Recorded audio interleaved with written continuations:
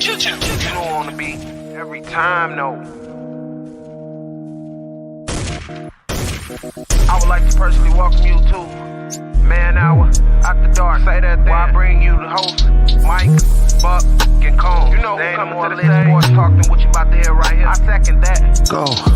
You know that it's us when we talking about sports. Giving you facts on the field to the court. Tune in, we need the support. 1 hour too short, then listen some more. On all your stations, not dropping no music. Stripes like Adidas, but Nike just do it. Down 4 in the 4th, we go for the win. Michael 2 seconds, we taking it in. Buck, Mike, and Combs, you know what's going on.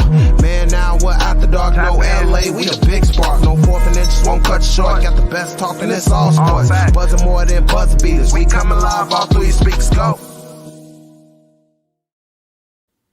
And what is up, Man Hour Nation? It is the Wyatt Williams, and we have a very, very great show planned out for you today. It will be Wyatt Williams and Tori here with you. Buck and Combs are chumps. They aren't spending any time with us anymore. They personally said that they just didn't like Tori. No, I'm just kidding. But for today, I want to remind everyone, be sure to like and subscribe on this. We appreciate it greatly, as well as check out manhourradio.com. And following that, you can also sign up for our membership, $9.99 a month on YouTube, and you get a sweatshirt once a year. And with that being said, the Wisconsinite himself, Mr. Tori Anderson. How are you, sir? Why would you say that? Why would you hurt my feelings right away when the show starts, Wyatt? I have feelings too. I'm not just a piece of meat. Right. It's really hard to say that with a straight face. Exactly. No, hey, speaking of piece of meat, isn't it crazy? I saw something on Instagram the other day that we are all slabs of meat controlled by a brain. Yes.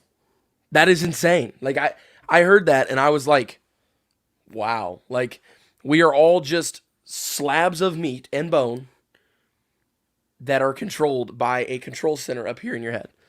Like, that is just crazy to me. All animals are. Well, everything is. I know it's crazy though. But hey, speaking Not of everything. Not amoebas. Amoebas don't have a skeleton. But crazy conspiracy theories, we'll get into that here in just a second with our question of the day. And that is two food groups that everybody likes to argue about because of how many different forms you can eat them with. Eggs and wings, okay? The big argument with eggs, of course, do you like them scrambled, over easy, sunny side up, in a basket? How do you like your eggs? And then with wings, it's bone in or boneless. So, Tori, sir, I'm going to ask you eggs first. How do you like your eggs? It depends on the day of the week for me. Because am I having bacon and eggs? Then chances are I'm probably going to have a fried egg fried in the bacon grease. So, because it just, good. Yeah, I mean, if you have never done it, that's the way you got to do it. So, but if I'm feeling like, maybe I'll make a breakfast burrito, I'll fry my bacon. And people will call me weird for this, but I will make my scrambled eggs in the microwave. How? So you just take your eggs, put them in there. You throw a little milk in there, throw a little butter in there. You throw it in the mic for a minute, take it, stir it up. Then you throw a little salt and pepper in with there. And then you throw it in for another minute, take it out, and they start to fluffen up. You beat them again, and then you do it another minute. And chances are, usually after about 3 minutes, they're completely done.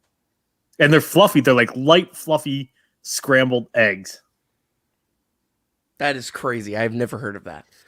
When I come down there, I will make you microwave scrambled eggs. And you'll be like, these are the best scrambled eggs. I will put them up against Gordon Ramsay's scrambled eggs, and I will say they're better. And that is his claim to fame. That is his claim to, yeah. The thing is you can't burn these. They come out super fluffy. They come out super light. Like, it's almost impossible to screw this up. I have never heard that before, but hey, it sounds good. I personally like my eggs over easy in a basket. That, like, you go to Cracker Barrel, get what eggs are you talking about in a over basket? easy. I don't know what I can't do yolk. Nope, no yolk. Incredible. Incredible. Well, you can get it scrambled in a basket too, but it's not going to be as good. So in a basket means like it's a piece of bread, right? They cut a hole in the center of the bread, and then they cook it and make it toast with an egg in the middle of the toast. It is incredible. And you have to try it before you die, Tor. It is like a must. They have Cracker Barrels in Wisconsin, right? Yeah, I just actively try to avoid them. I don't like everybody raves about their breakfast food. I don't like it. Like I've been there for breakfast. What? That's the this is only not thing I good. like at Cracker Barrel. I cannot stand going to Cracker Barrel for anything other than breakfast. Like, I just like, this is gonna sound so mean when I say this, but like when I'm in there, I feel like I can't relate to anyone. Like everybody in there is 900 years old. Every person in there. And I'm just like, hey, how you doing? You're like, I'll talk to him, you know, be nice, talk and all that stuff. But I just can't relate with any of them because they've lived 90 years of life and I've lived a short 18. Like, I mean, I can sit there and have a conversation with them, but like, I don't know. I just get uncomfortable when I go into Cracker Barrel because everybody is not just, everybody in there could be my grandparents' parents. Yeah, and just another reason to actively avoid going to any of them. Exactly. So, because we kind of joked. So when we were on the road, we were at Fort Leonard Wood in Missouri, and Misery, and like the two finest dining establishments around us were Ruby Tuesday and Cracker Barrel. Like that was our picks. Like it was bad. It's funny you mentioned that. I've got a similar story. I went to Morehead State to call that softball game for ESPN a couple weeks ago, and in Morehead, Kentucky, I don't know if you've ever been there. There is 3 sit-down restaurants. 3. There is B-Dubs, of course, right? Because it's college town. You gotta have that. There is a Cracker Barrel, of course. It's the middle of Kentucky. There's gonna be a Cracker Barrel at every town. And then there's this place called Reno's, which is where we went for dinner. It's kind of like, it's kind of like a steakhouse, kind of. If I had to explain it, it's weird. It's like, it would be like a cross between a Texas Roadhouse and a Tumbleweed. Like, it's kind of like, there's a little... Does Tumbleweed exist anymore? There's Tumbleweeds. Yeah, there's Tumbleweeds here. Now, there used to be a couple of them here, and they've been gone for years. Yeah, there's 2 in my area. There's one in Jeff, and there's one in actually there's 3. There's one in New Albany, there's one in Jeff, and there's one in at Highlander Point here. Yeah, we got 3 in our area, maybe a 4 that I'm. But we have internet and electricity where I live too. So, well, that's also true. So we here in Indiana struggle with that issue of internet. That is why our pre-show meeting we had a little cutout because. Of course, my Walmart Spectrum internet is pooping out on me. But hey, we've talked eggs. Now we're going to talk wings. This is the big one here, okay? I went with eggs first because it's not as intense. But this one is intense, okay? Bone in or boneless? See, it depends. So now if it's all flats, I'm in for bone in. But I don't like drummies. So if there's drummies in there, I'm going to go boneless. So for me, it's you like the one with the 2 bones? Yeah. No, those that's the flats. worst one. The drums are way better. No, see, and I don't like drummies. So what? Nope. I am flats, and if I say, and I'll always ask, is it all flats or is that and drummies? And they said, if they say nope, it's all flats. Yeah, I'll take those. If they say nope, there's drummies, I'll tell them give me boneless. See, I like boneless way more because of 2 reasons. First off, less messy. Yes, first off, less messy. That's number 1. Read my mind on that one. And second off, you get more meat whenever it's boneless. I would agree with that. You definitely get more meat. So you get more, and it's cheaper always. So you get more bang for your buck. I hate when people are like, "Oh, I don't get boneless wings. I don't want to pay for expensive chicken nuggets." It's not chicken nuggets, okay?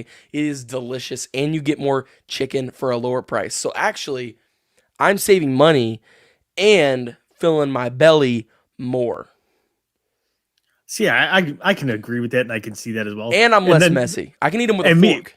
For me, it comes down to if I'm going to get spicy. Like if I'm just going to go right to the top of the scale, like I like to do, give me boneless because that way there's less chance of me getting it on my fingers and accidentally touching my eyes.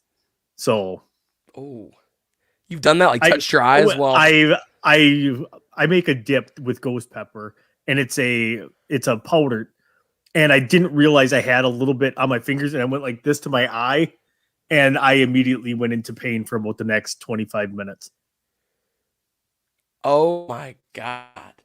I can't even okay, I am terrible with spicy stuff. Like, I legitimately cannot even eat jalapenos. Like jalapeno, I can eat them if there's something else. Like if I get nachos and there's jalapenos on it, like I'll get a little risky and like put a jalapeno on my nacho and eat the whole thing, right? And I'm fine. Yeah, but those are But if usually I eat like pickled and tamed down. Then that's not really a jalapeno. Oh, well, they're definitely tamed down, and I am perfectly fine with them being tamed down because I would probably cry if they weren't tamed down. Okay, and it's so weird because like my aunt, her name's Inok. She's from Korea. So, excuse me. By the way, for everybody, I'm losing my voice because I had prom after prom and after prom last night, so I do apologize for that. But my aunt is from Korea, so she legitimately eats ghost peppers like it is candy. Oh yeah, I've Like, seen people do that. She'll like open the box and like my eyes start watering and like I can't even be near her while she's doing it and like she'll just start eating them. I'm like, how do you do this? How are you doing this right now? It's crazy to me. I don't know how. I mean, what is the hottest pepper you can eat? It's a scorpion. It's a Carolina Reaper hybrid with something else, and it's called the Scorpion, and it's the hottest one because the ghost pepper I believe is the third or fourth hottest pepper. No, So if you ate the hottest pepper on earth, I've had Carolina Reaper before. is that the hottest? I don't. I know there's like a Scoville units thing, but like yeah, I don't know where everybody ranks on it. I know ghost peppers are super yeah, hot though. The hot sauce that I use on my eggs is called garlic Carolina, or it's called garlic Reaper sauce. So it's got garlic and Carolina Reaper in it, and it's about 150 to 200,000 on the Scoville scale. And when you get to the hottest stuff, it's about 2.5 million on the Scoville scale. So that last dab, like with the bet with Brandon and I, is the 2.5 million one. Wow. And that's on Jameis Winston, right? That's on the Jameis Winston thing. I already said he's already going to be off to a bad start playing Green Bay in week 1. So, hey, I hope so. And speaking of, we'll get to Green Bay later on. I'm starting to feel a little more optimistic about the return of Aaron Rodgers. I'm not going to lie to you. Every day, I feel just an inch more. Every day is a little more optimistic that Aaron Rodgers. What have I been telling you from the start? What? He's not going anywhere. Yeah. I have been saying that since the end of the season. Do you know who I actually think is up to like doing most of this? Brett Favre. Brett's know why? An idiot. You know why? Because he's from Mississippi and a moron? Yeah, well, that's part. 2 reasons. First off, he hates the Green Bay Packers because of how that everything went down. He does not know. Because if you, like his retirement thing, when they had it in Green Bay, the thing is, and this is what I'll tell you the reason why he does not hate Green Bay. He hates Green Bay's management at the time. Yes. He does not hate the people and the team of Green Bay because of the relationship that he had with Bart Starr. Like, okay. He hates certain people in the Packers organization. Cherry Starr saved that whole relationship. Bart's wife. I'll rephrase it then. Then he hates certain people that are in the organization, and he will do anything to get back at them. That is. But the thing is, it was all his fault. Well, I'm not saying it wasn't, but I'm just saying he has ill will feelings towards certain people. And second, who does he have ill will feelings toward that he's hiding? I'm telling you, he's hiding it. Aaron Rodgers. He's got ill will feelings toward Aaron Rodgers because he took his spot. Now, I can hear all these stories about how they're friends now. I saw the whole ESPY award thing where they shook hands and it was all over, all that stuff. No, it ain't over. And he will do anything to make sure that Aaron Rodgers is not a better quarterback in Green Bay than he is by winning 2 Super Bowls because Aaron Rodgers is set to win another Super Bowl before he retires. So he's going to make sure that Aaron finishes with 1 and he gets back at the Packers. That is why Brett Favre has been so hard after we've seen him so much in the media. And it's funny because Brett was never talking before Jordan Love was selected by the Packers. Aaron and Brett were never super tight. I mean, they were decently close after everything. They kind of came together and set their differences aside and all that stuff. But they were never as close as they seem to be now as Brett's making it out to be. Like, they're having phone calls every day and stuff. So I don't know. The whole situation is just fishy to me. It's just odd to me. I don't know. Just because there's other factors into this. I don't think Favre. I think Favre's got a jealous streak in there. Probably, absolutely, there could be. Because as soon as Aaron wins one more Super Bowl, I guarantee he roots against Green Bay ever winning another Super Bowl with Aaron at the helm. Because Aaron, because then he would already surpass Brett, but he's already surpassed Brett. He's won one Super Bowl, and he's got the 3 MVPs to match Favre. But the one thing Favre never had was a Super Bowl MVP, which Aaron has. Yeah. No, and I think he's surpassed Favre as well. But those 2 Super Bowls would definitely surpass it, and it would show. But with that being said, we have got some awesome stuff coming up for you. The NBA playoffs and the NBA Hall of Fame and all that stuff, it just happened, and the playoffs are just around the corner. We're going to talk some of that when we get back from this break. You're listening to Man Hour.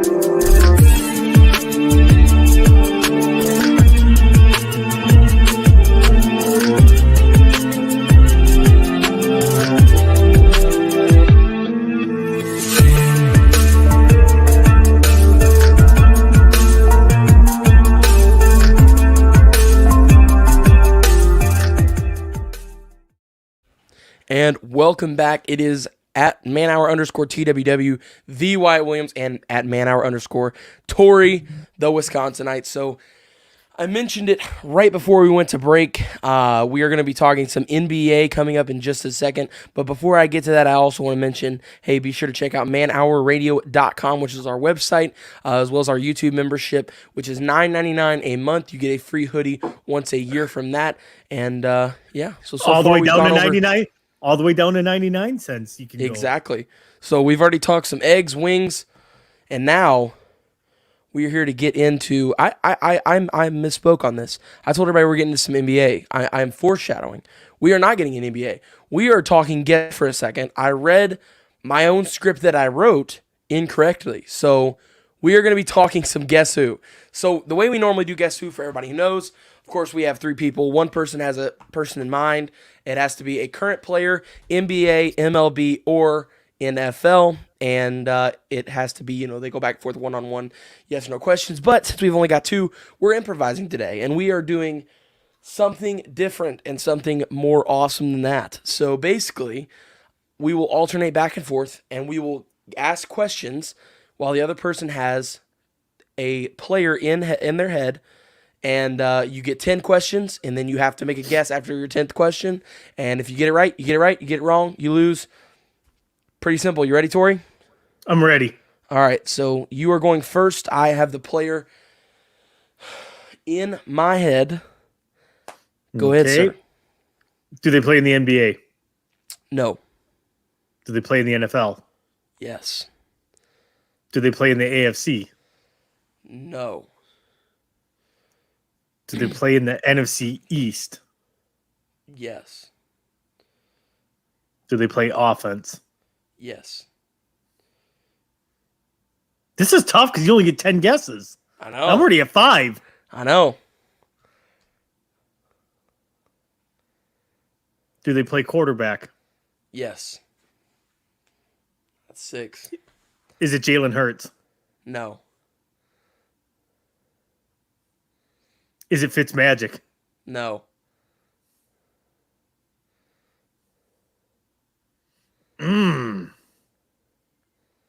We already 2 did questions Danny left. Dimes, though. I know.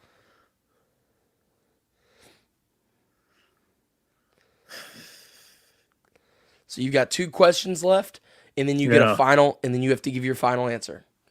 So, Is it Dak? no. 1 question left, then you got to give your final Is it answer. Danny Dimes? Nope. All right, final answer. Who is it?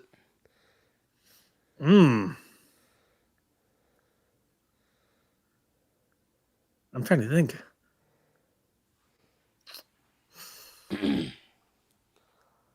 I can't think of the kid's name. The other kid in Washington.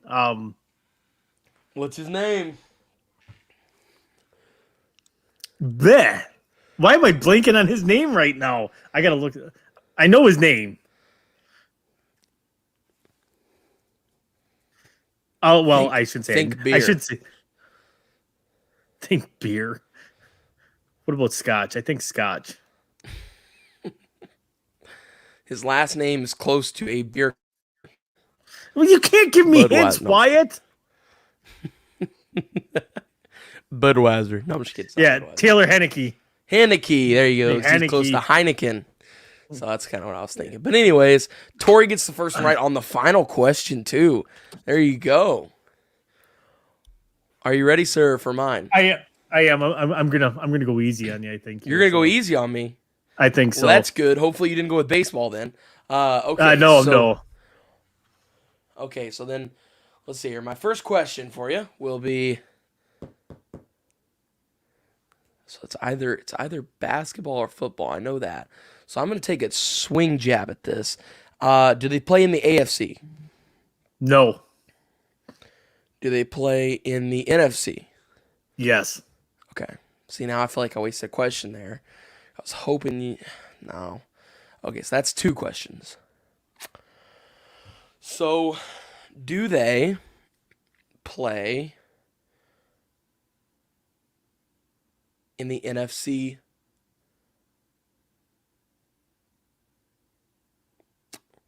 Do they play in the NFC North or East? Yes.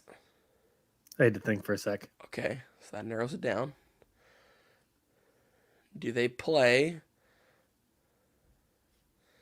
in the NFC North? Yes.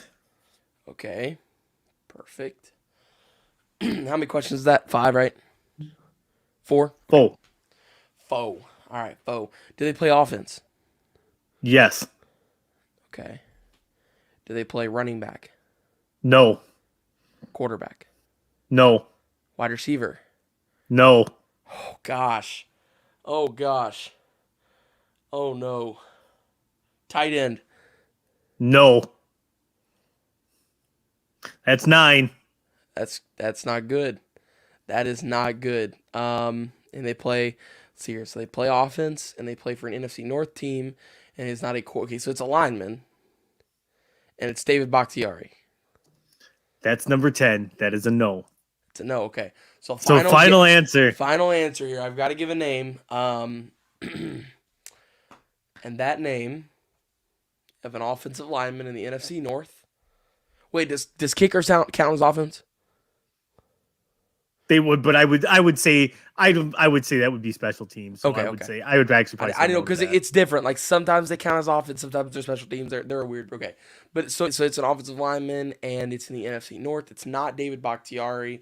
So with that being said, I should have asked if they were a Packer. That really could have narrowed it down. All right, wild guess swing at this. Gosh, this is tough. This is tough. I've got a couple of people in mind, but I know I'm gonna whiff on this. So here we go.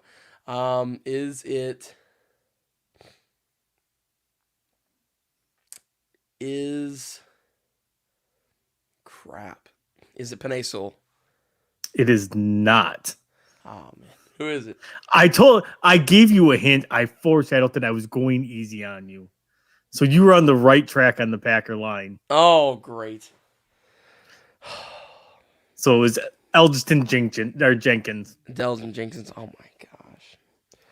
Because Oh. the two linemen you're gonna name is Bakhtiari and him. Yeah. Well, I thought it would have been. Whenever you said you were going easy, I thought it for sure it would have been D-Bach. But then I thought to myself, I was like, I don't know. After you said no to that, and I was either gonna go with Jenkins or no, it is only Jenkins actually.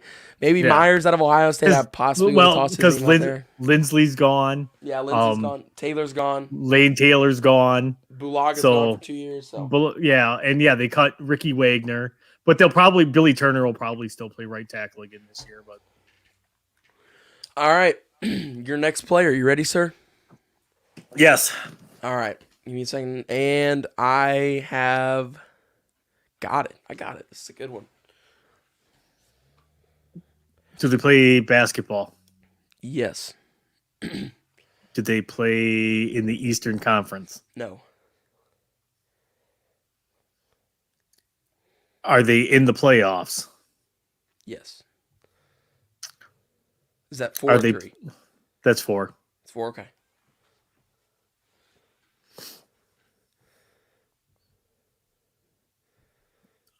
Are they a top 4 seed in the Western Conference?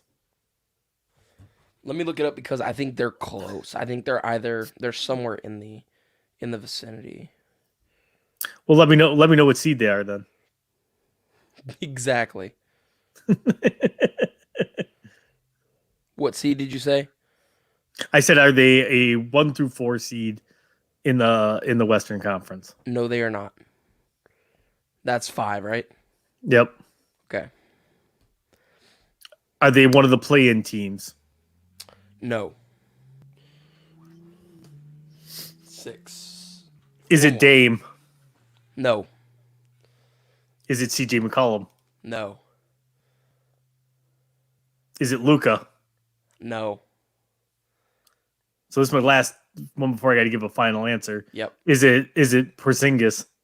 Yes, it is. That's a good guess right there. That was good. God. Well, who else was I going to do that? Because I broke down who I knew on the Mavs. I thought for sure there for a second whenever I thought of him. I was like, there's no way he's gonna. Well, but you got to figure. At 6 questions, I had eliminated the 1 through 4 seeds and the 7 through 10. So I had 5 and 6. So I had the Mavericks in the Trailblazers. So that's why I went Dame, CJ, Luca, and then Porzingis. Kristaps, yeah. All right. Yeah. All right. Your time again. Here we go. Huh? Deduct the art of deduction, my friend. Art of deduction. You do good with deduction. I will give you that, sir. So I got to think here. Do I be super mean now? No, Please don't. you can't. I can't be super mean about it.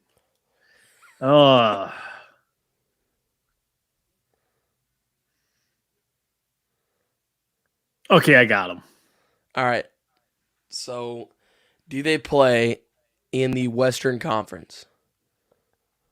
No. Okay. You didn't even ask what sport they were. I know, because you already did football, and I figured you wouldn't do baseball. So they play in the Eastern Conference, and Are they a guard? No. Are they a forward? No. Okay, so they're a center in the Eastern Conference. Are they a 1 through 4 seed? No, they are not. No. Are they in the playoffs? Yes, they are in the playoffs. Okay. So they are. Are they in the That's playing 6. games? No. Okay, so they are. That's 7. So it's Hawks and Heat, and it's Bam Adebayo. No. That's 8. Huh. Do they play for the Hawks or the Heat? Yes. Okay. I was just making sure I was That's on the right 9. track here. Okay, I was just making sure I was on the right track here. Gosh. Is it Clint Capella, right? No. Oh, shoot. Final guess. This is tough. See, and it wasn't Bam. Gosh, it isn't Bam.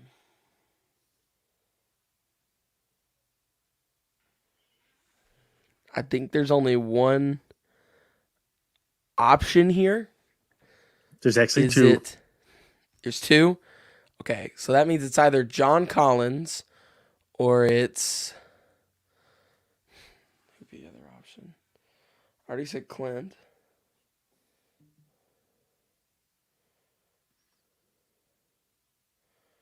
Is it... Let's see.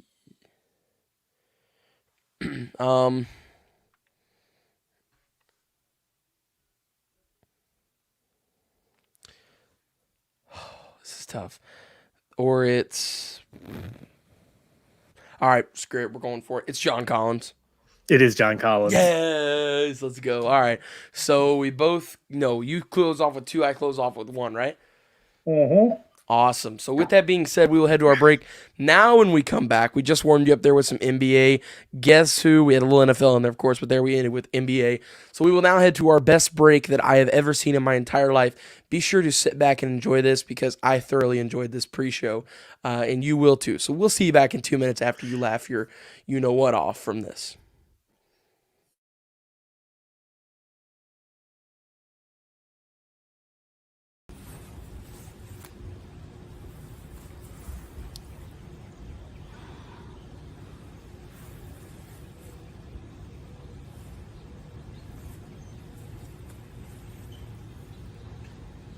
ManHourRadio.com.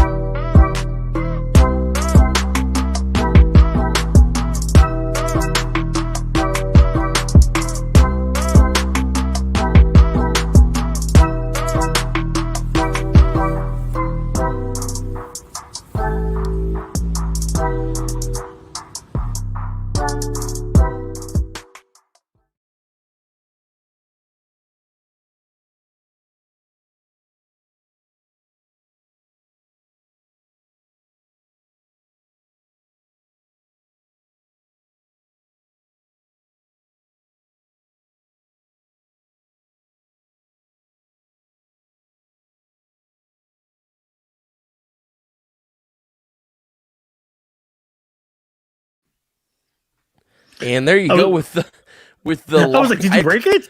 Yeah, I clicked off of it. It just stayed there like that for a while, so I clicked off of it, but nonetheless, we're back. After I'm sorry I made you stare at a at a blank screen for 30 seconds with no sound. I thought that I'm waiting. Me and Tori are both backseats. I can see him at the bottom of the screen going. I'm like kind of doing the same thing, waiting. Like, is it gonna shut off? Like, I'm waiting for it to just do that so we can come right back. But here we are, nonetheless, and we've got some NBA to talk about here. And with that being said, we just had the NBA Hall of Fame inductings and all that stuff. So we'll start off with that. We'll get into the playoffs here in just a minute. But Tori, did you have any problem with this list of Hall of Famers? Was there anyone you think should have deserved to be in more over anyone that got in? Or if nobody, why? No, I think they got this list pretty right. I mean, every person that got in was well deserving. The one thing though, like you read more and more about it, like the Hall lets a ton of people in. Like Bill Russell, Bill Russell obviously was in the Hall of Fame as a player. He's now in as a coach as well. Bob Dandridge was elected to the Hall for veteran committee, and there's like a veteran committee for the WNBA. There's committees for like Tony Kukoc was inducted. Made it. Kukoc made it for like the European board but he was one of the first European players to come over here though and be dominant. So, he was on like the European player board. And that's why it's called the Basketball Hall of Fame and not the NBA Hall of Fame. Yeah, that's why it is the Naismith Basketball Hall of Fame and not the NBA Hall of Fame, because it sets itself apart. Because also, if you looked on there, you got Jay Wright, a college coach from currently Villanova. Yep. He got in. There's a lot of people who got in that, who are college. 2 WNBA players got in. So you are correct. It is not just the NBA. It is the NBA, college basketball. Is the Naismith. Of course, talking about Naismith, the founder of basketball, back whenever they played with peaches and baskets, which that would be a little tough to call, Tori. I'm not gonna lie to you, man. I've called a lot of basketball games in my short career of broadcasting, and I don't think it would be fun to call a peaches and baskets basketball game. I'm just not about that, You know what I do? You know what I do like? You know what I do like that I wish we could bring back is after every single play, they used to throw it up in the air and have them just re-tip off.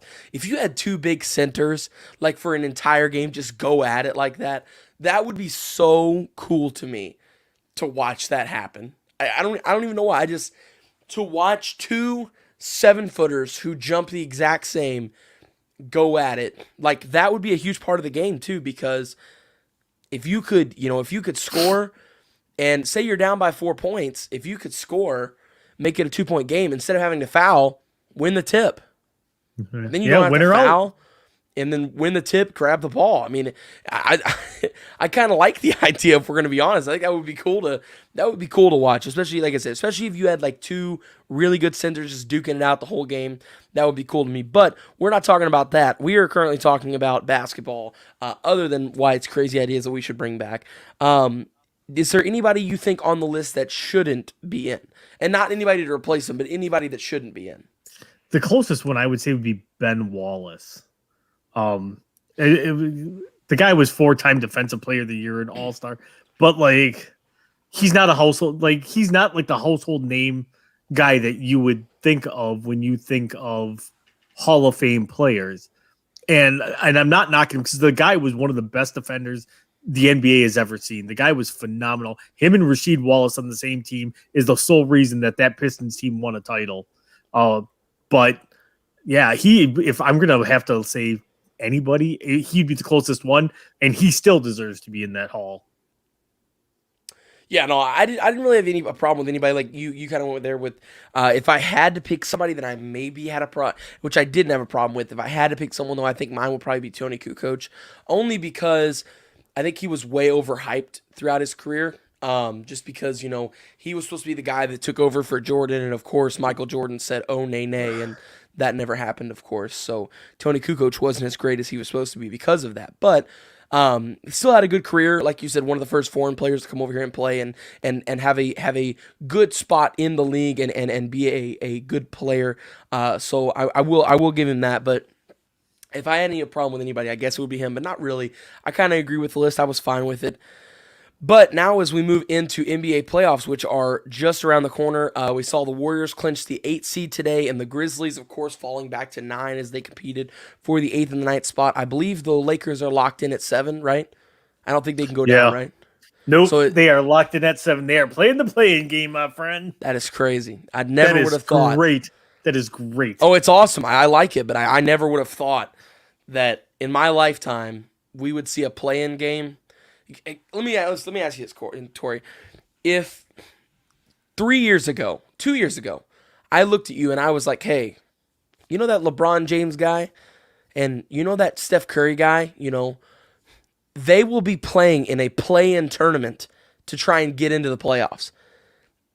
And if I would have said that, I can just tell you that I would have smacked myself in the face. I'd have never believed it because these are the two guys who went to the finals over and over and over and over again versus each other. I mean, these are the guys who dominated the league for a 4-5 year stretch. LeBron, of course, longer than that, but these two consecutively, 4 or 5 year stretch.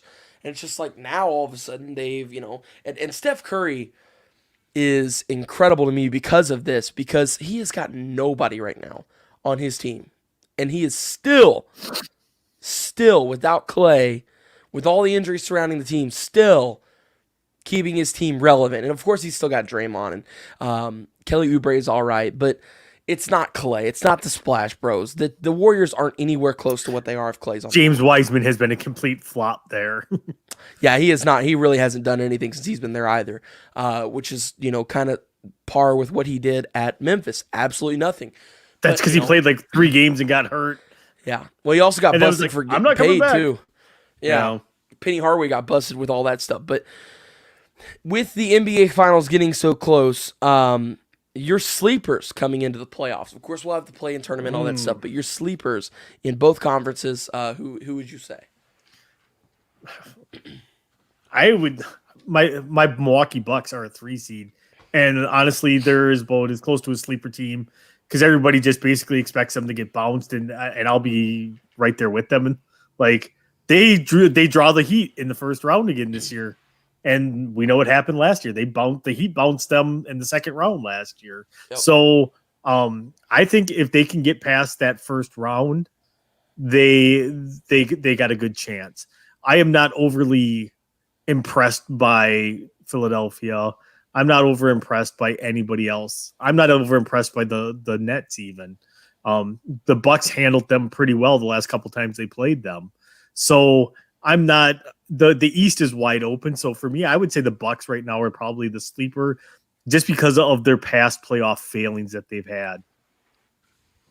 Yeah, no, I would say I agree with you. I think the Bucks are being slept on big time, but the biggest sleeper that I have right now at this point, and it's ironic because you wouldn't think they'd be a sleeper, is the Lakers. I mean, they are going to have a tough road to get in, and honestly, I don't think they'll beat the Warriors. I think they'll come in as an 8 seed. I really do. I would. Now, of course, all that will change, of course, as time goes on and we get closer to the playoffs.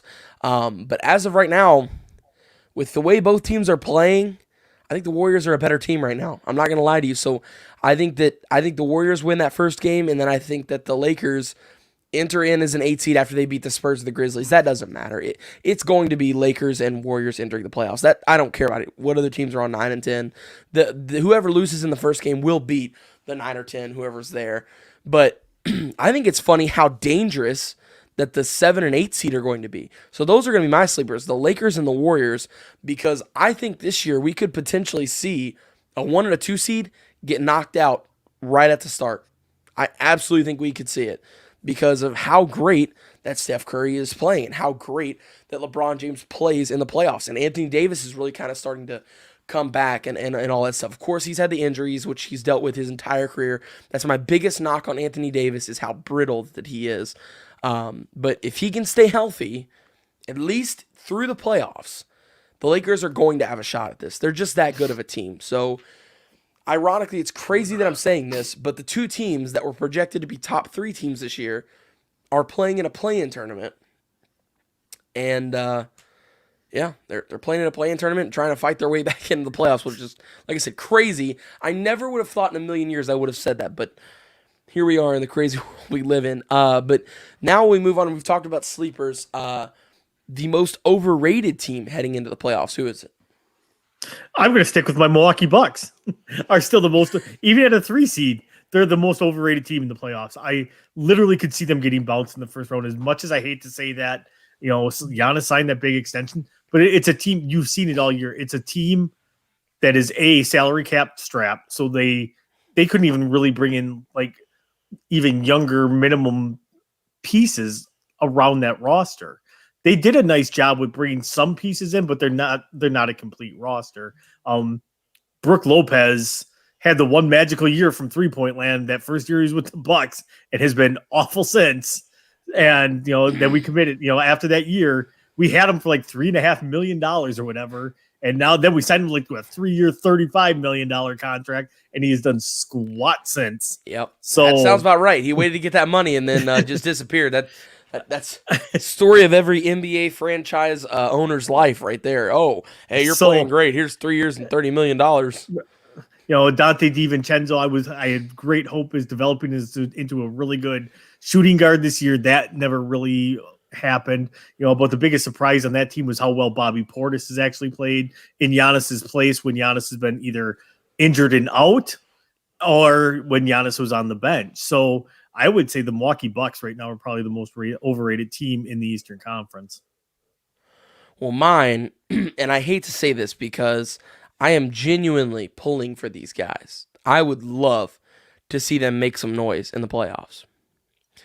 And like I said, I hate to say it, but it is the New York Knicks. Like I said, I don't want to say it because I'm going to be the first person cheering for them, whoever they play, because I like Julius Randle. What he's done is awesome. The whole career turnaround he's had is great. Barrett's playing well. I mean, they are just like, they're not the Knicks. It's weird. They're not the team that we have known to see them pretty much ever since Patrick Ewing left. I mean, it's been a complete crap show for so long. And here we are, and it's finally, on the rise. And did you see the list that they released today? I'm not sure if it was Woj or who, but somebody at ESPN released that there's 3 big targets that they're going after, and it's Lonzo Ball. It's, of course, I'm going to forget him now. I know Lonzo Ball was one of them. I'll remember him later on. But still, if they can add to that team, this can be a really dangerous and potentially threatening team within the next couple of years. And like I said, I will be pulling for them, but I do have them as a little overrated, and I do hate to say that, but I got the Knicks as my overrated. And if things stay as they are, they draw the Hawks in the first round, and that Hawks team that started off awful this year, like they were not good, bounced back and could make a little bit of noise as well in these playoffs. And they've got a young roster. They've got, Trae Young. They've got DeAndre Hunter. They've got John Collins. They've got Clint Capella. It's a roster that is built to last right now. And there again, they kind of had their coming out party a little bit last year and still missed the playoffs. And this year they started off terrible, and it's kind of like, this might be a team that never develops. And then this team caught fire. I think that's probably going to be the best series of the first round, is that Knicks and Hawks series. Yeah, absolutely. So we spoke a little over underrated. And speaking of over and under, when we come back right after this break, we will have a new segment called Over Under. Basically, to explain it real quick in a nutshell, I will give off scenarios. For example, it will be NFL on this edition. I will say the Green Bay Packers win 13.5 games, over under. And then Tori and me will both answer and explain why when we come back in 2 minutes.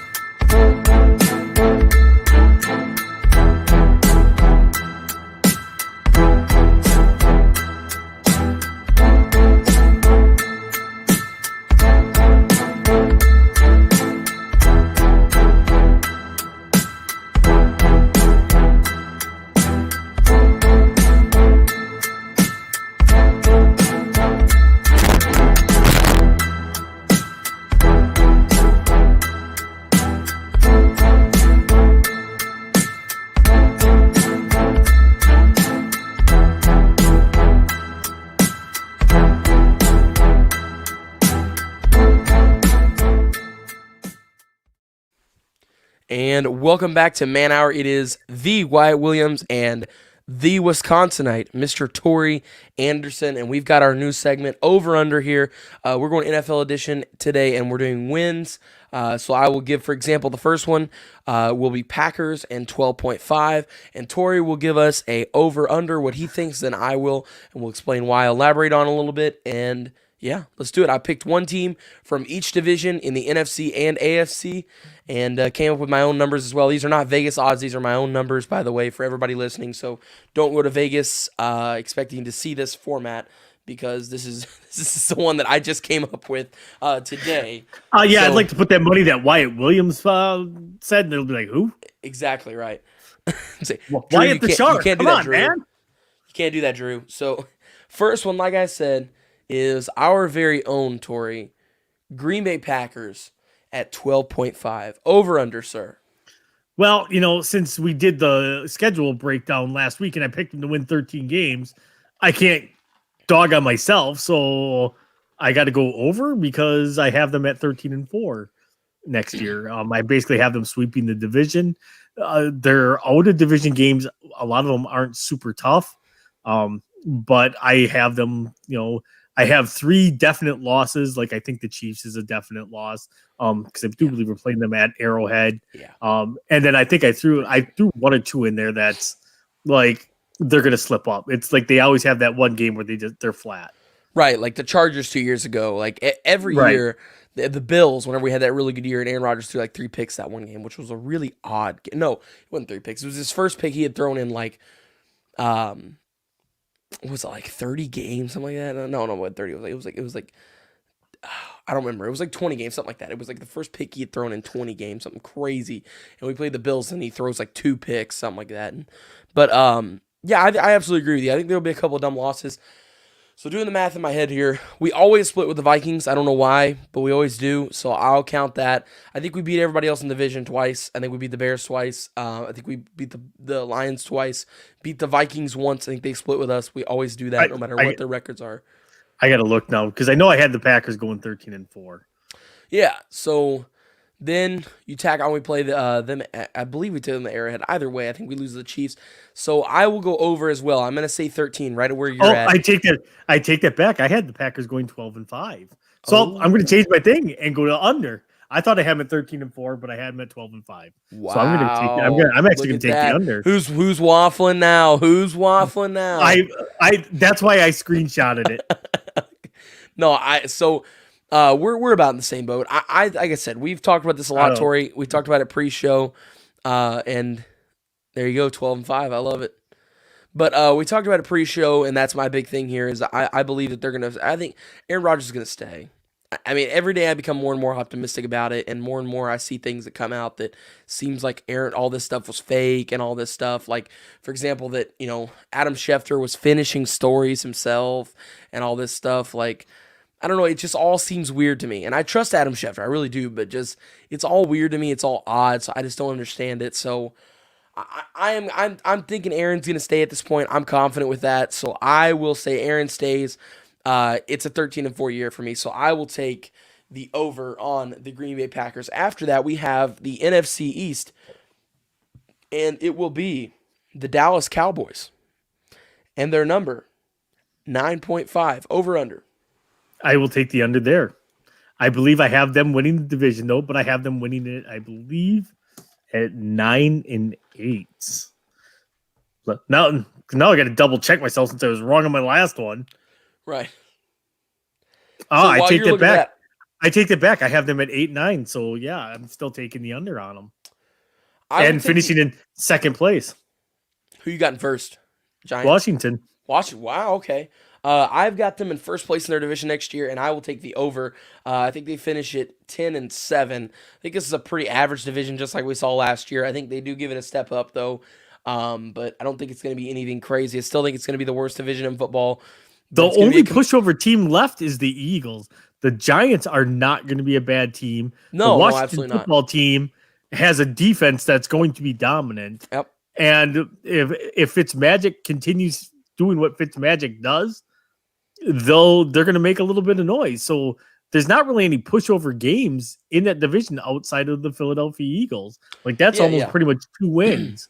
Yeah, but I still think, the division is historically always close. No matter what, it's always a tight race in that division, at least with 3 teams, at least with 3, and sometimes like we saw last year, 4. I mean, like Philly was the first team knocked out, but they weren't knocked out till they were what, 4-9-1 was whenever they finally got knocked out. I'm like, in other divisions, everybody would have been like, yeah, you were knocked out, like, whenever you only had 4 wins, man, and you had, 6 and don't losses. you remember when Buck said on air that the Eagles were going to win that division too? Like when they were like 4-6-1 on there or whatever, and Buck's like, they're going to come back and they're going to win. They're going to win out and win the division. Right. So my next one for you, as I chose over, you chose under on that one, is the Arizona Cardinals. And the Arizona Cardinals at 11.5 over under, Tori. I will take the over on that one. I have them at 12-5 currently. I think they make that next step forward this year. They were an 8-8 team last year. They were pretty much just along the board average. They did not impress me at all. The more I looked at their schedule, though, and the way I did it, and I was predicting their schedule, 12-5, I thought they would still be around 500, but their schedule is going to dictate to them the way it is. I actually have them and the Seahawks going 12-5, so I'm going to take the over on that one. All right, yeah, no, I'm right around with you. But man, that's tough. That's tough because that division is so good. Honestly, I will say, but the way I had it from doing the NFL stuff, and when we picked all the games, I have Arizona 12-5, Seattle at 12-5. I have the the Rams at 11-6, and the worst team in that division is the Niners at 8-9. Yeah, I'm gonna have them right under. I'm gonna have them at 11 wins. I'm gonna have them 11-6 on my book. Just because, yes, they're a really talented team, but we haven't seen how this team meshes. They got a lot of new additions. They've got a lot of questions, it seems like, at the running back position with, Chase Edmonds that's there. You've also just brought in James Conner. So I feel like there's a lot of questions that still need to be answered. Can James Conner still run like he did 2 years ago? He didn't do it last year, that's for sure. But I think by Conner going to that backup role and splitting carries is going to do nothing but keep him healthy and make him a more effective running back. Yeah, but that's if he goes to that backup spot, though. If Chase Edmonds is comfortable taking the one spot, which, he tried that twice last year and didn't really do anything whenever Kenyon Drake was out. And all of his best games happened whenever Kenyon Drake was splitting time. Right, and that's what I'm saying. If he's got James Conner there to split with, he's going to do great. I mean, because I will, like for fantasy football, I was starting Drake and Edmonds both in my backfield because when they were splitting, they did fantastic things. So, and a lot of that was, I think, Kyler Murray's reliancy on dumping it off to his running back. So, yeah, so we both give our answer there. Next, we've got our final NFC team in this one, and it is going to be the Carolina Panthers. So the Carolina Panthers are, excuse me, my phone just shut off. Carolina Panthers, 7.5. I'm going to take the over. I have them at 8-9. So I'm going to take the over on that one. I have them going 3-3 in the division. The Saints are going to be terrible this year. So yes, they are, because Jameis Winston's going to be at the helm. You hear that, Combs? You heard me right. So I actually have the Panthers finishing third in that division at 8-9. They're getting a healthy CMC back. They have Sam Darnold, who could potentially be their breakout candidate quarterback that they've been waiting for. There's a lot of weapons there. You have DJ Moore. You have Robbie Anderson. So the potential to have an explosive offense is there for them. So I think they're going to be a much improved team. I think Teddy Bridgewater did not get a fair shake with that team last year because it was so injured and banged up.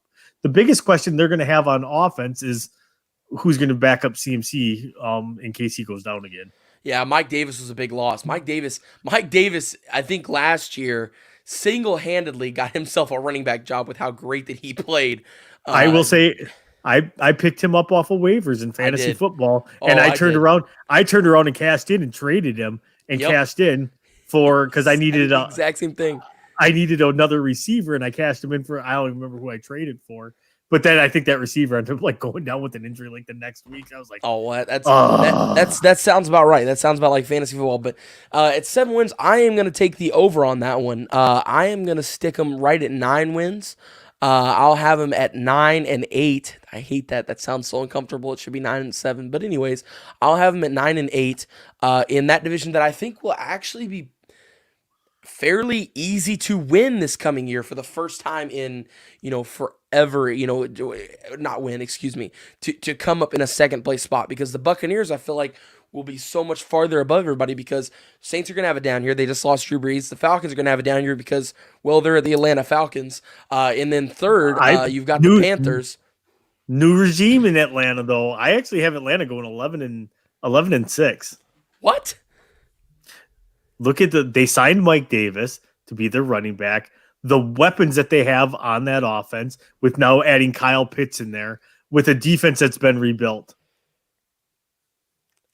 Mark my words, Atlanta will make the playoffs. Tori, if you're right, I'll be the first person to call myself wrong, and you're right. I will give you that. But with that being said, I was going to kick it to break, or I'm going to. I was going to kick it to break and finish out this over-under segment or tomorrow, but it's going really well. So we will just go to break. We'll come back and do it instead of what we had planned for after. And we'll bring that after to the shop talk. So we got ourselves there. But with that being said, we'll go to break. We'll be right back to give our AFC edition of Over Under in 2 minutes. What is your name? What? What is your name? Buck. Where did you get that shirt?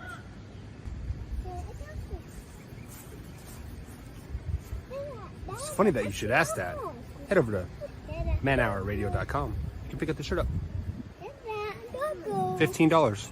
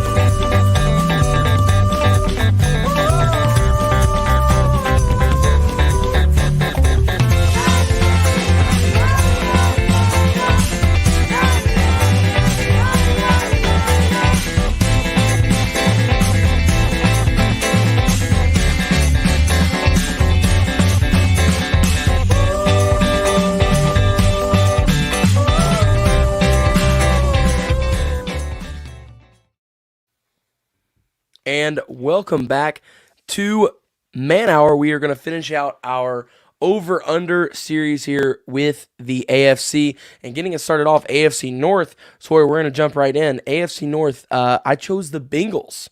And I have the numbers set here at 8.5. I just want to go back and watch the Buck commercial again like 17 more times. All right, hold on. You give me 1 second. What is your name? What? What is your name? Buck. Where did you get that shirt?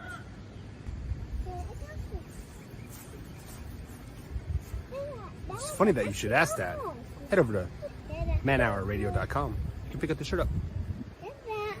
$15.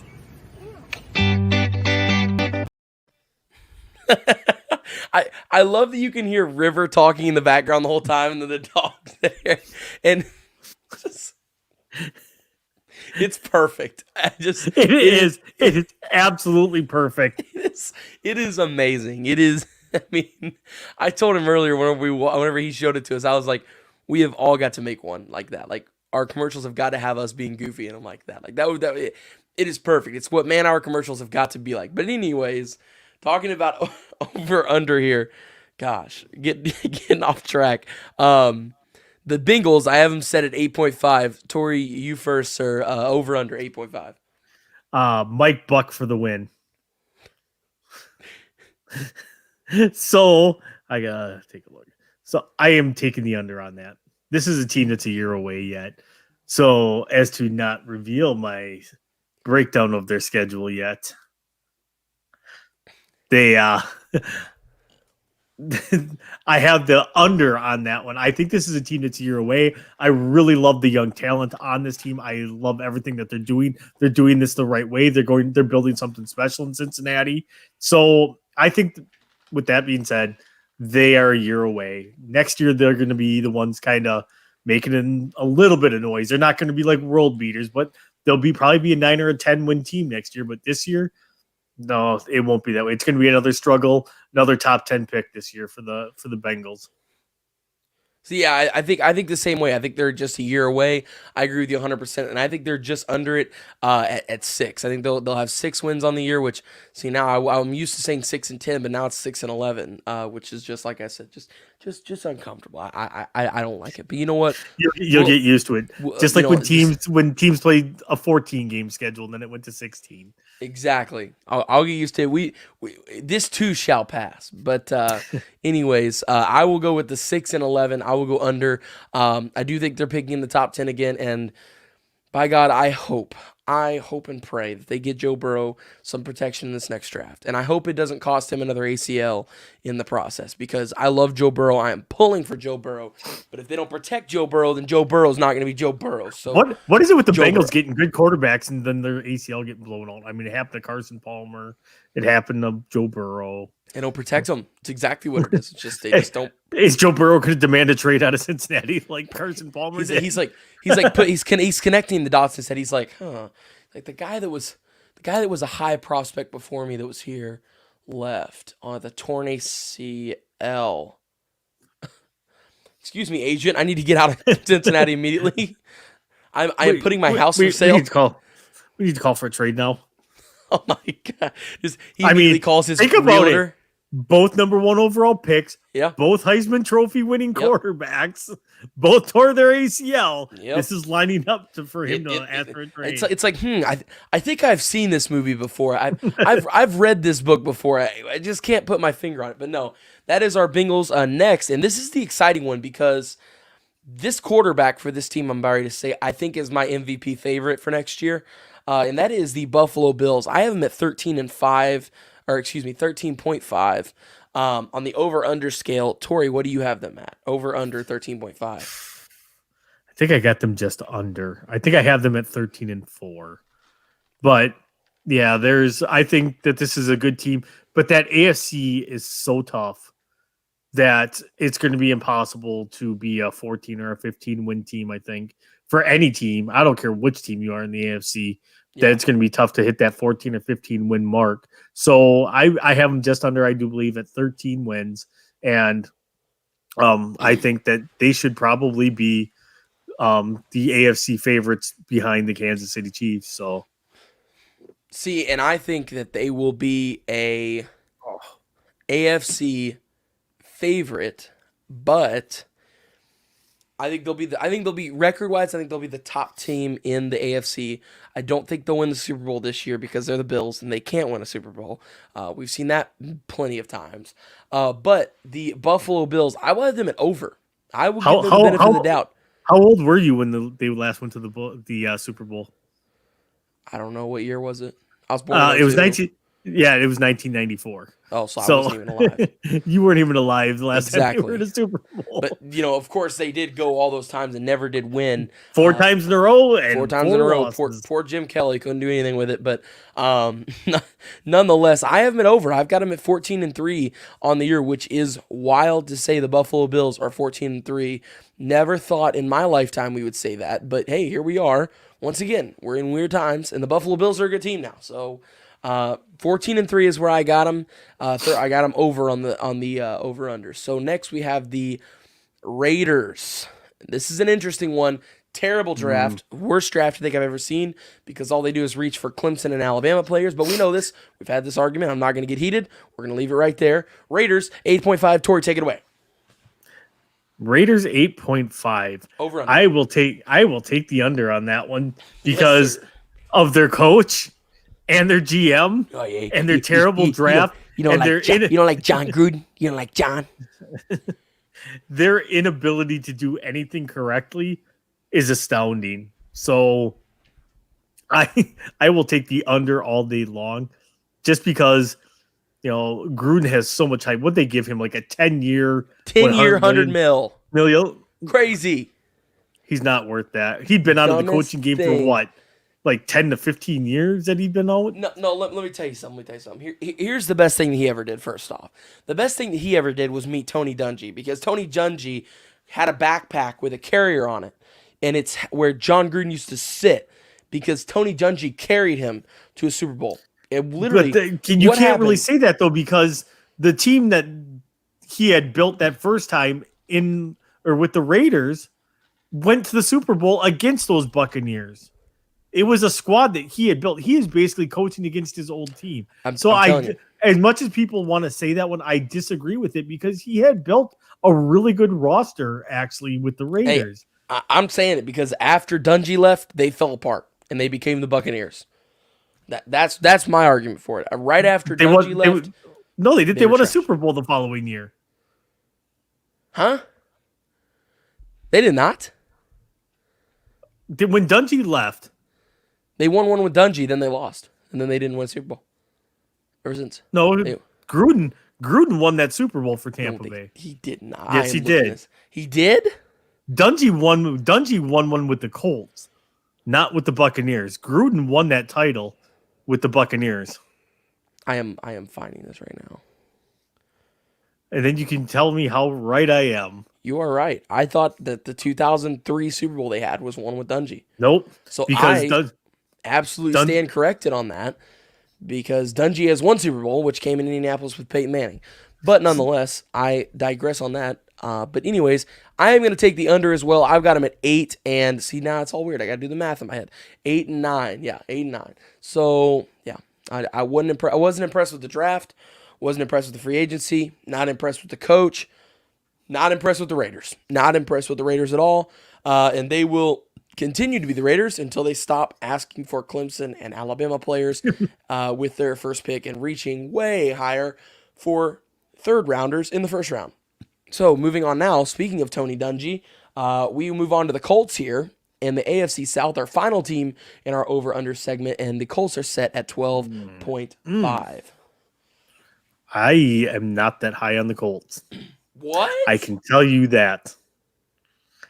We're going to disagree heavily on this segment. So, I do have the Colts winning that division.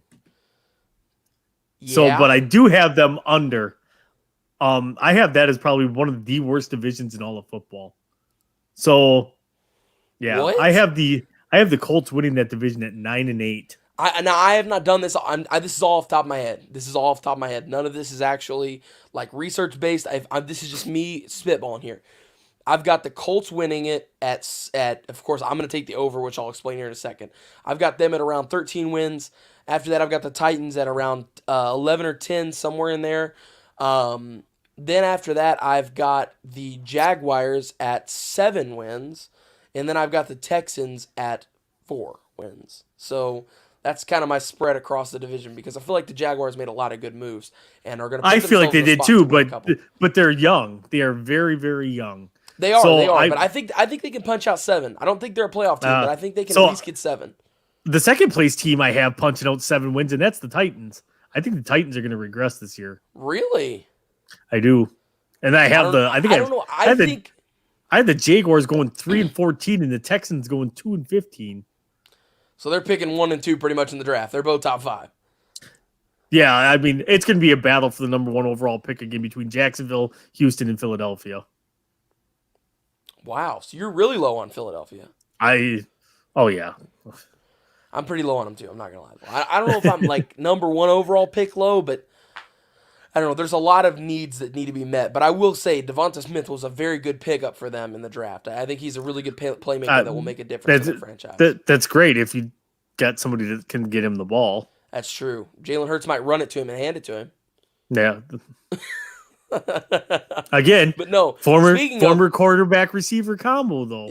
I like it. But anyways, the Colts. Speaking of Philadelphia people, Carson Wentz is going to ball out there next year, and I've got him at 13 wins. I've got him taking the over here, 13-4 on the year. I think they're going to be a top 3, top 4 team in the AFC. They're going to have a shot at the Super Bowl. Carson Wentz is going to jump right back into MVP form. He's going to play great. He excels with Frank Reich. We've seen that. Frank Reich, the last time we saw Frank Reich with Carson Wentz, the Eagles were playing in a Super Bowl. Carson Wentz had a torn ACL and was still an MVP candidate. So give me the Colts on the over with 13 wins, and we'll close it off with that. Any final thoughts before we head to our break? No way that the Colts hit that over. None. What'd you say you have, Matt? 9-8. Look at their schedule once. I have them going 5. I have them going 5-1 in the division, with splitting basically with the Titans. 9-8. That's low. I'm telling you, their schedule is not favorable. Jeez. All right. Well, that is how we will close off. We will head to break, and when we return, we've got some more awesome, and I do mean awesome, man-hour radio action for you with Wyatt Williams and Torrey Anderson, the Wisconsinite. We'll see you back in 2, baby.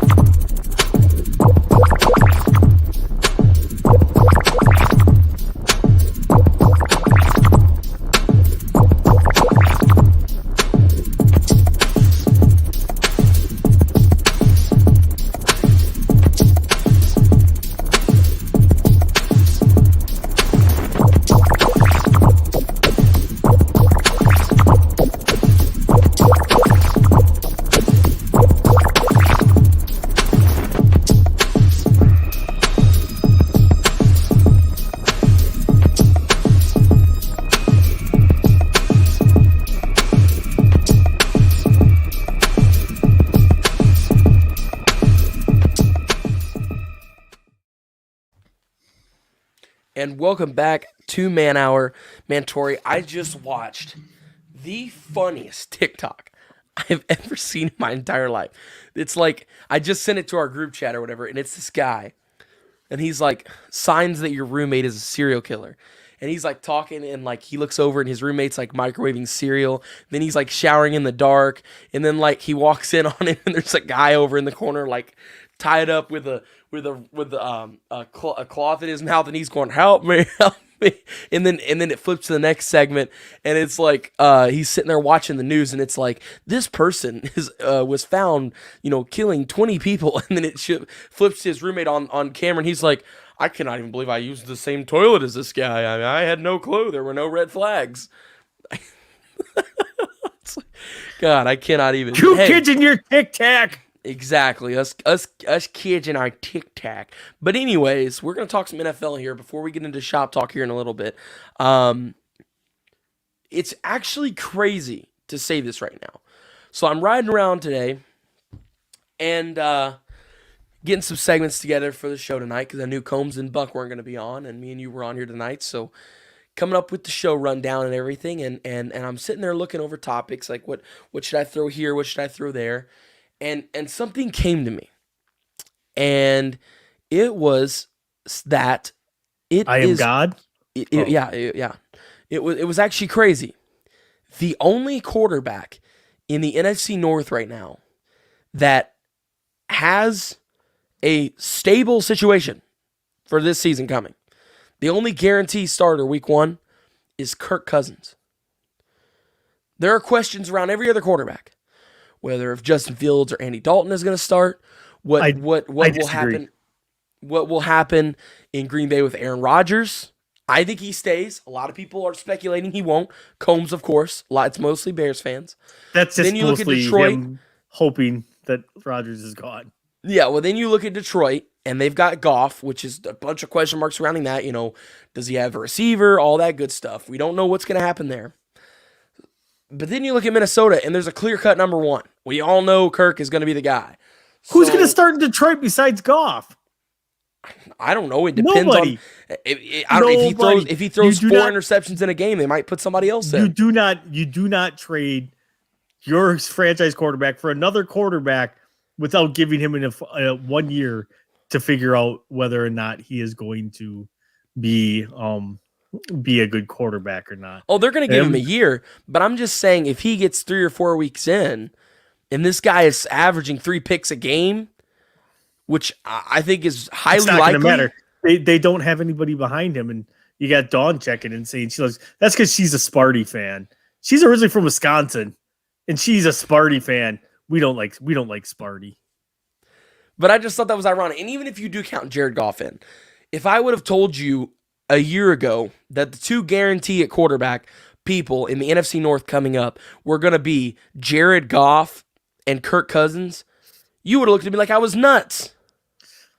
Potentially, because you could kind of see the error. Like this is after the draft last year, and I could be like, yeah, I 110% see that the quarterback situation in Green Bay could be unsettled because Rodgers is probably pissed off. Same thing with the Chicago. Chicago, it's like, really, you already kind of know Mitchell Trubisky's not your answer. So Sure, but like between him and Andy Dalton, I was just startled at that today. Like I was just sitting there thinking, and it hit me, and I was just like, wow, like I cannot believe these guys are on like this. It was just crazy to me. Yeah. So I don't know. It's not an entirely unpredicted situation. I'm not even sure Kirk Cousins on solid ground, being in the last year of his deal. And they picked up Kellen Mond. And they picked him up relatively early. So it's 3rd round early though. For them, that's a late day 2 guy. Yeah, but if you have guaranteed money on your quarterback, that's not a real big vote of confidence. And there again, I think they got a value pick when they got Kellen Mond at. So, oh, definitely. I think that Stills was the same way out of Stanford. So I think there were a couple of quarterback options that got away. I think Indianapolis got a nice option with Ellinger with as late as they got him. Do I think he'll start? No, I don't think he'll see the field especially not this year. I think it's going to be a little bit before if we ever see him. But there were a couple of quarterbacks that fell later. But speaking of, free agency and draft have now gone by in a flash, by the way, which was fast. I mean, draft came and went in a flash, speed, boom. So I ask you this. After all that, after you saw the free agency and the draft, where teams address all of their biggest needs, these are the places where teams get better, right? Which team wins the Super Bowl after what you've seen? Oh. So who's going to be my preseason Super Bowl way too early pick? Yeah, like we're still gonna make our selections as time goes on. We're still doing our playoff predictors and all that stuff.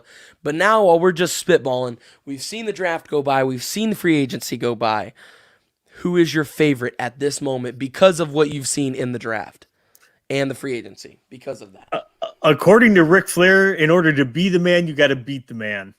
So until they get knocked off the mountain, give me Tampa Bay. Then Tampa Bay is bringing back all 22 starters. So first time it has ever happened. There has never been in Super Bowl era a team bring back everyone, and I agree with you 100% on that. They've got to be my favorites right now because, I mean, they brought back everyone. This team just did it. Why can they not do it again? And like I said, all signs show me yes. Two things, biggest things. First off, this is the first team to ever bring back everyone in the Super Bowl era. That's the first sign. Second sign, you've got Tom freaking Brady at the helm. You can't go wrong if you have Tom Brady. If you have Tom Brady and you make the playoffs, you're a contender. You're going to be a contender. You're going to make it work. If you have got Tom Brady at the helm, things will work out just fine. As Buck just chimed in, I didn't hear what Buck said. I didn't even hear what he said. What did he say? He said Patrick Mahomes, that is all. Of course. Everybody drink. Buck chimed in. I think my coffee's out. I just have water. I'm not drinking anything crazy. But so I agree with you 100% there. I got Tampa Bay. But after the free agency and draft, not talking Super Bowl here, which team is most improved? Of the playoff teams or overall? Of everyone. Which team is most improved after free agency and draft? Not talking Super Bowl here. Not talking playoffs, nothing. Just the most simply the most improved team of all. It's a tough one. I'm gonna go with the Rams. Based off of the quarterback situation alone, that is a potent offense with Jericho. When it had Jericho, it has a top 10 defense. Just them literally changing quarterbacks make this as a team to be a legitimate threat in the not only in the NFC West, but in the NFL and in the NFC to win it all. I think that they are probably one of your top contenders right now. Like I said, I have that division. That division's going to be tight knit, and I think they're going to run roughshod on their out of division opponents because it's like I said, I got two teams going 12-5. I got the Rams going 11-6. The worst team there I got is the Niners at 8-9. Yeah, and I'm going to go in a different direction as you because normally, I mean, everybody can make improvements on their team with a first-round pick. That is for certain.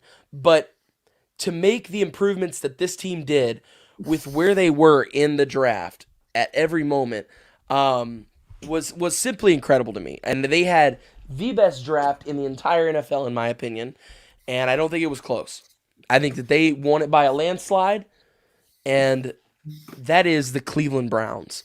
With what they did with their picks, at where their picks were, and who they got at where they were picking, was awesome to see.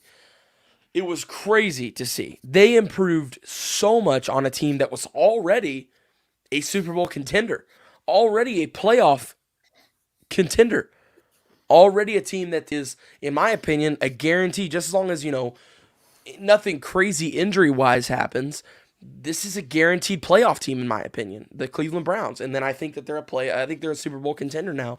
And especially after this draft, especially in the next coming years, they're young.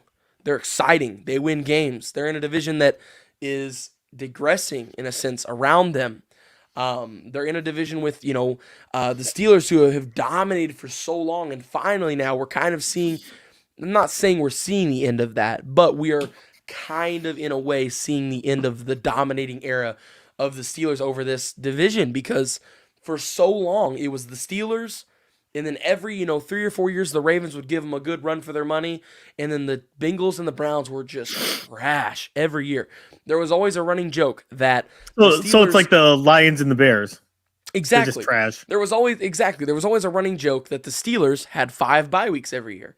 You know what those 5 bye weeks were? Their actual bye week, and the 2 times they played Cincinnati, and the 2 times they played Cleveland. That was their bye weeks, always. It was always the running joke. So not only are they getting better in a division that is getting better around them, and the better teams are getting a little worse, and it's kind of leveling the playing field in a sense. Not only are they doing that, but they're getting great players along with it. Greg Newsome, a huge sleeper out of the first round that nobody was, had their big radars on. Owusu Koromoa, a second-round guy that should have been a top 15 guy in my opinion. A guy who's going to be an instant impact day one, and just as long as injuries don't slow his career down, he is going to be a great NFL player. Really excited to see how he develops and what he does over time. And then you look further in the draft, they just made a lot of good moves everywhere. Everywhere they went, they made good moves. I think Odell comes back next year, and I think Odell matures. It's crazy to say that because you wouldn't think so, but I also didn't think that Baker Mayfield would mature. I thought that Baker Mayfield's ultimate kryptonite throughout his entire career would always be stemming around the fact that he is not mature. And he completely changed that.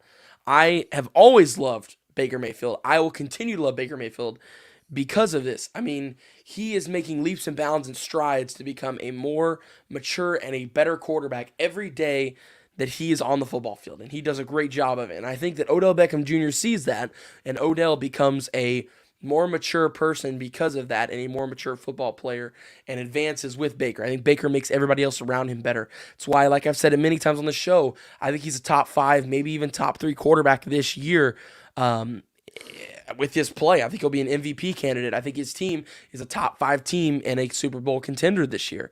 They're a playoff guarantee, in my opinion, as I mentioned earlier. So the biggest one for me is definitely the Cleveland Browns after we saw what they did in the draft. It was spectacular. They had the best draft by far. I would agree that they had a great draft. But that AFC, like I said, that AFC is so tough. It's going to be tough. To come out of that AFC is going to be that is a gauntlet to try to run through in the playoffs. That is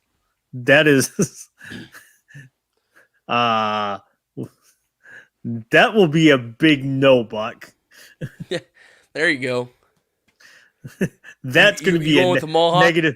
That will be a negative Ghost Rider. The pattern is full. I have to go back into the office here in the next couple of months. So if I was still working from home, like maybe I would do it, but I'm going to have to go back to forward facing 2 people. So I will not be able to do that. Yeah, that's what I'm sorry, Buck. but I will not be. I can't do that. No, cannot. But we talked sleeper teams earlier. Actually, I take it back. I'm going to ask you a different question. We talked most improved. How about team that got worse through this offseason so far? The Jets. The Jets are just a terrible organization. They got better. Zach Wilson They did is not. To be good. Zach Wilson is trash. Oh. Mark my words. Zach Wilson is trash. He will be a bust. Zach Wilson is not going to be a good NFL quarterback. No. Yes. Nothing tells me that. The film tells me this kid is going to be good. I'm telling you, go watch the film. I don't care if he's playing in backyard football. He is making good throws. He is keeping the ball where only his receiver can get it. He is a smart, educated football mind. Against other mid-major players.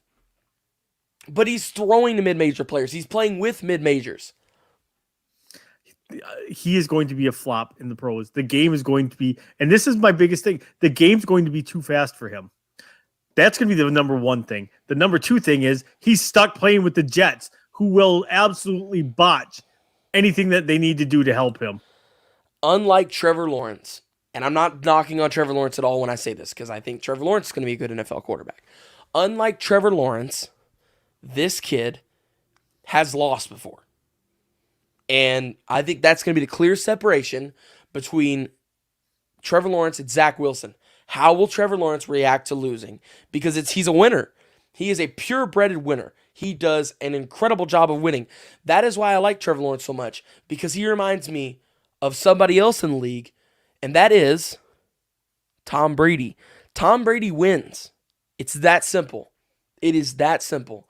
There isn't a rhyme or reason behind it. It's not because he has the strongest arm. It's not because he's the most accurate passer. It's not because he runs faster than other quarterbacks. I don't know what it is. His DNA is W-I-N. Win. Win at all costs. You win. Win the game. Win Super Bowls. And Trevor Lawrence wins. He's a winning kid. But he's not going to a good franchise. So, in the meantime, how does he react to losing? I think that is a big part of what we'll see with Trevor Lawrence. The kid has never lost a regular season game in his life. He has never lost a single regular season game in his entire life of playing football. That is insane. That is a stat that shouldn't exist. There should be no high school stat that exists like that. You win. You're telling me you went undefeated all 4 years and won 4 state titles in Georgia too? He played in Georgia. It's not like he's playing in Idaho or he's playing in, some random Wyoming, Montana, where, Indiana. There's some good teams in Indiana. I wouldn't sleep on Indiana. Not as good as Georgia, but hey, Center Grove was ranked top 25 this year. All right, Westfield was real good. Okay, what's face was ranked? All right, you're getting off topic here. Exactly. But he played in Georgia too. He played with good talent around him.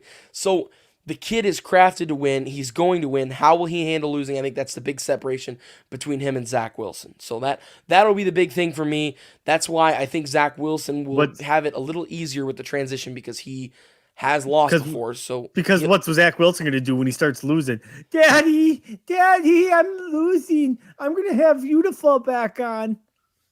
Rich kid syndrome. Question for you about Zach Wilson. Okay. Trash. Did Daddy's money ever throw one ball? Did Daddy's money get him where he was? Probably. Well, no. He's talented. It's not like he went to BYU and didn't start. I mean, this kid was okay, but Buck played at Kansas State and played linebacker, was a starter. Did Buck get drafted number 2 overall? NFL scouts clearly see something in this kid. Daddy's money did not get him to the New York Jets. Do you realize how much money actually talks when it comes to the draft process?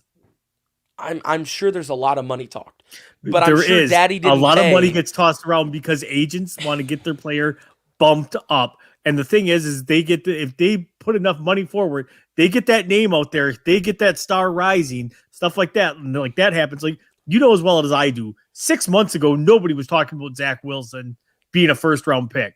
Then all of a sudden it started creeping. Well, he could probably creep in late first round. Well, maybe a mid to late first round. You know why? You know why? I'll tell you why. It has nothing to do with money. It has to do with people watched his tape. People saw that this kid can play football. People don't watch BYU games. Of course, 6 months ago, people were like, Zach Wilson, who? A second-round pick, a late first-round pick. Of course. But then people are like, oh, this kid's projected to go in the first round. I'm going to watch some of his film. Then they watch their film, and they're like, dang, this kid's like, he's good. Like, he's good. Like, he's got it. And he does. He's got it. If you watch the film, the kid has got it. He's got it. I don't know what it is, but he's got it. For it's like I said, for enough money, you can make anybody. Why we could get you drafted in the first round for enough money. Well, I mean, I did start over Zen, but I digress on that. So I am also a former professional world champion kickball player, but that's beside the point as well. But anyways, all right, our final question here before we head to shop talk: biggest sleeper heading into this season. Talked sleeper earlier with the NBA. Who is your biggest sleeper heading into the NFL season? Here in a couple. I gotta stick with my pick because I've already been pounding that table for the last couple of months. Is the Atlanta Falcons? The Atlanta Falcons will make the playoffs this year.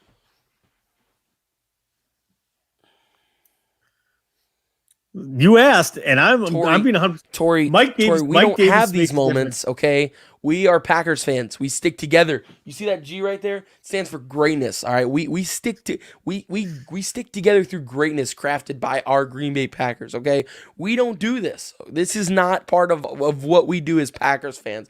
Is tell terrible teams that they're gonna make the. What are no. Wyatt, you weren't alive during the 70s and the 80s when the Packers were awful. They were the laughing stock of the NFL. That was like nobody players would get it written into their contracts that they would have a no trade clause to Green Bay, specifically to Green Bay. That'd be the only team that they would not allow a trade to. See, and that is unfortunate. But if you look at all time, the Packers are one of the top franchises ever, if not the top.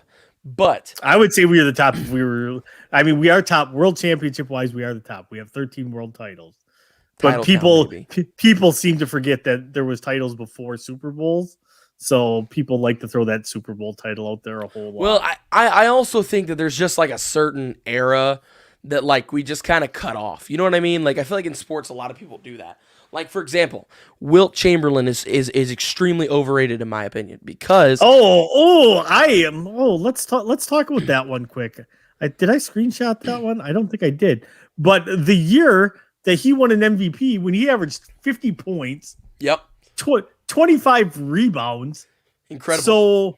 So Bill Russell averaged like 18 points and like 35 rebounds. Yep. Oscar Robertson averaged a triple-double, the first time in NBA history it had ever happened. And who won the MVP? Wilt. Yep. That's great. He won an MVP. How many rings by himself did he win against Bill? How many rings does he have? 2. Does it matter? Where he was carried. But do you realize if he won? But if you look at things in that light, you are talking about like most modern day NFL teams, guys that were not, big names are getting signed to bigger contracts by other teams because they were a quote unquote Super Bowl champion. So a perfect example of that, and Adam Timmerman from the Packers when they won the Super Bowl in '96 left like a year later to go sign with the Rams because he was a quote unquote Super Bowl champion and a leader for that offense. He was a pretty good guard, but he wasn't a household name guard. Sure. And he was a guard. He became the highest paid guard in the league. Wilt Chamberlain is loved and overrated because of his stories. I can name you 3 centers, maybe 4, probably 4, right now that are better than Wilt Chamberlain. No, you can't. Kareem, Shaq's the greatest center of all time, in my opinion. No, Kareem's greatest. And Kareem, I think it's close between Shaq and Kareem, in my opinion. Then Bill. Bill is definitely better than Wilt. And I think it's a tie between Hakeem and Wilt. It's a tough throw up for me. If I had to choose, gun to my head, I would probably take Wilt. I would take Wilt there, but it would be tough. But he's at least not better than Bill. Bill was his daddy for 11 titles. I mean, he couldn't do anything against Bill. Bill legitimately owned him every day, not 7 days a week and twice on Sunday. I mean, absolutely annihilated him. It was not even fair what Bill Russell did to the league at that point. So I think Bill, in a sense, at that time, with all the championships he had, now I know he had great teammates and all this stuff, but still, 11 titles is incredible. So I think we at least have to have Bill over him. No, that is my opinion. Otherwise, I'm going to tear you apart. Go to break. I'm going to go Combs on you. We're going Combs on it. All right, so we will head to break. And with that being said, be sure to comment whatever you want to talk about. Wilt Chamberlain, Michael Jordan being second place on the GOAT status, LeBron being one, whatever you wanted to talk about. Be sure to comment that down below because we have Shop Talk coming up after this. And I have a scheduled breaks here, but you know what? I enjoyed that Buck break so much, and I'm sure everybody watching enjoyed it so much that I will not be going to our other break that looks like this. See, I'm not gonna go to that one.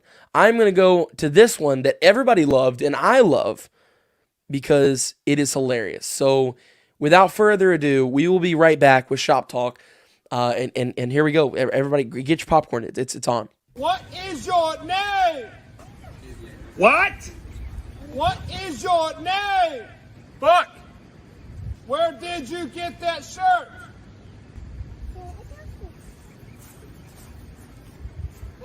It's funny that you should ask that. Head over to manhourradio.com. You can pick up the shirt up. $15.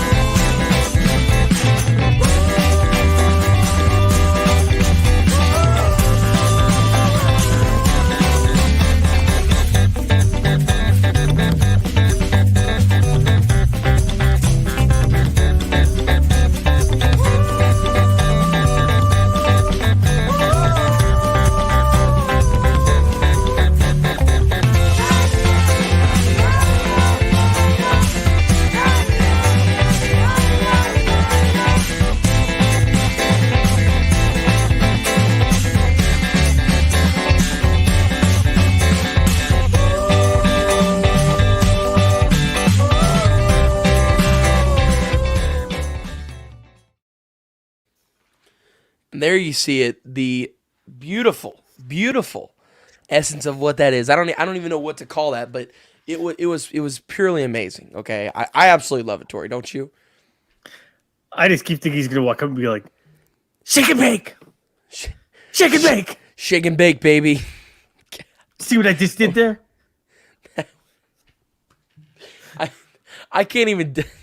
I don't even know what I would do if he walked up to the camera and goes, "Shake and bake, shake it before you bake." Oh my gosh, that would be absolutely amazing. But hey, before we get into this, we are doing Shop Talk right now, and we are talking whatever you want to talk about. Here we go. We got Drew says Wyatt has been hanging around the Rainbow Bright, riding unicorns and farting rainbows again.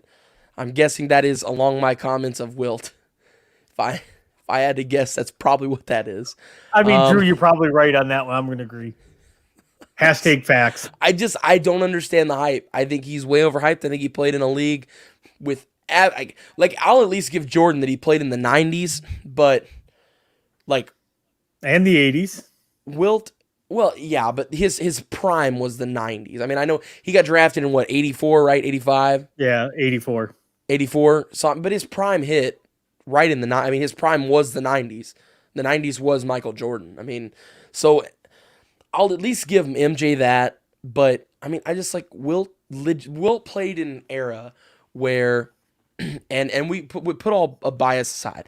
Wilt, in my opinion, Wilt played in an era where, athletes were nowhere near what they were at this time. And even 20 years ago. You're comparing apples to oranges because it's different eras. If you put any of those athletes in that era, Steph Curry would be trash. If you put Steph Curry there, because Steph Curry would be incredible. Steph Curry would be on his ass every time he went down or he had the ball. Because he would get body checked. Steph Curry would be trash. You know who Steph Curry would be? Steph Curry would be Del Curry. He'd be a guy coming off the bench that's a 3-point specialist if he played in the 80s. He would not be a superstar. The greatest shooter of all time. Greatest shooter of all time. He would just put it up in the air before they could even get hold of him. No. What? You can't hand check anymore. You can't hip check anymore. Hand checking does not work. Hand checking is stupid. The thing is a horrible defensive philosophy. If there's so many different things, I hate the hand checking argument today. Look, watch. If I have my hand out, okay, you see this on the screen, okay. Look at my backside here, okay. If you move my hand here, you're behind me already. You're gone. There's nothing I can do now. You've beat me. I hate hand check. Hand checking does not. Hand checking makes you worse. Hand checking should have been out of the league because defenses needed it to be out of the league. Because if my hand's here and you push it this way, you are behind me. What am I going to do if you're back here taking a shot or driving? There is nothing that I can do. Steph Curry would not be a good player. I'm in that telling era. you, he would and fleece it. He would fleece it every time. No, because 3-point shooter, the emphasis wasn't on 3-point shooting. He could drive too. Every team had a special, and he would have got destroyed in the lane. He still could have taken free throws, and he's one of the greatest free throw shooters. They wouldn't have called the foul. They would have. They didn't just let them pull out Glocks and shoot each other in the lane. I mean, they called damn near. They called. But that's where I talk. But that's where I'm talking about. That's where the hip checking came in. Like if you went to drive the lane, they would pink and you drop the ball. See, they were rough, but they still did call fouls. But you just had to earn that foul. That's the problem. Yeah. And if you cried like LeBron cries, you wouldn't get the calls. They would call everything on you then. We lost Wyatt. I'm scared. See, even the internet did not like Wyatt's take on that one because Steph Curry would have gotten just absolutely destroyed with his size trying to go to the lane if he'd have played in like the 80s.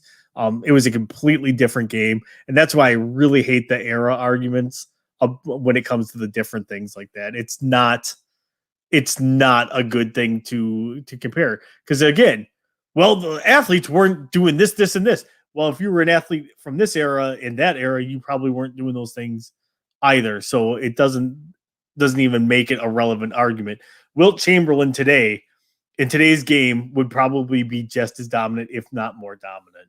It's just the way that one would be. So, do you guys have any other questions you guys want to talk? Because it is just me apparently. Because apparently I'm just going to go with my personal opinion on this. That I got Wyatt so upset that he quit the show.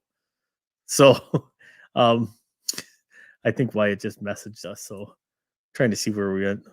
Oh, so yeah, his take was so bad that his computer just completely shut off on him. So, with that, I don't even know if I have the outro stuff. Mike, you might have to chime in here and let me know if I have the stuff.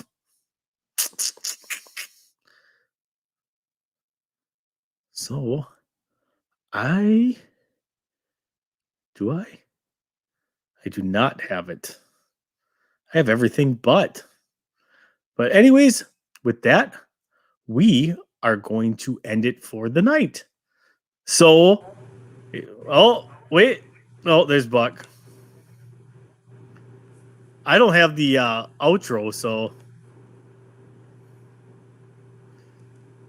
all right. Buck, are you there?